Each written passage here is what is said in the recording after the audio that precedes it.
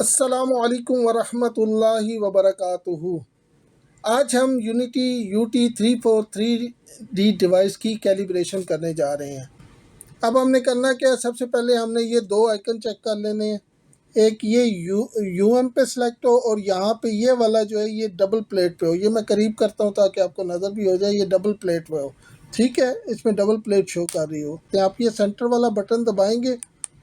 Centre वाला button दबा के आप ये ऊपर नीचे एरो की से जा सकते हैं। अब ये कैलिब्रेशन के उस पे है तो आप फिर सेंटर वाला बटन दबाएंगे। अब सेलेक्ट करेंगे कौन सा करना चाहते हैं एरो की मदद से, और जब आप सेलेक्ट कर लेंगे हम ये वाले करना चाहते हैं कैलिब्रेशन, तो हम इसको फिर सेंटर का बटन दबा के इसको ओके कर देंगे।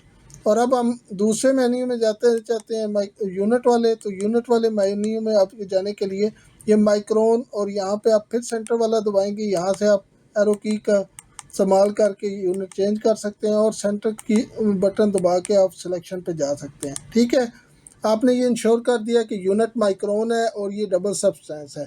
अभी आपने क्या करना है, आपने इसको सेंटर वाले बटन को पहले आप सिंगल बार दबा रहे थे, अभी 3 सेकंड के लिए इकट्ठे से दबाना है। जैसे ही हमने 3 सेकंड के लिए दबाया ये कैलिब्रेशन मोड में चली गई। अब ये 19N के सब्सटेंस पे हम रखेंगे। ये देखें 97.4 आ रहा है, हमने इसको लेके आना है 99 पे। तो हम ये अप एरो की से इसको बढ़ाएंगे। ओह, कुछ ज़्यादा ही बढ़ गई।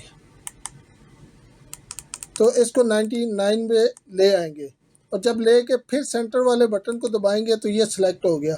अभी वो कह रहा है कि इसके बगैर प्लास्टिक चिप के बगैर डायरेक्ट रखो, तो अभी हम डायरेक्ट रख रहे हैं और ये देखें ये कैलिब्रेशन हमारी कंप्लीट हो गई है। अब हम चेक करते हैं तो 98.8 थोड़ा सा फ़र्क आ जाता है। ये देखें 98.9, 99.3 थोड़ा सा फ़र्क आता है, लेकिन ये अभी डिवाइस कैलिब्रेट हो गई है।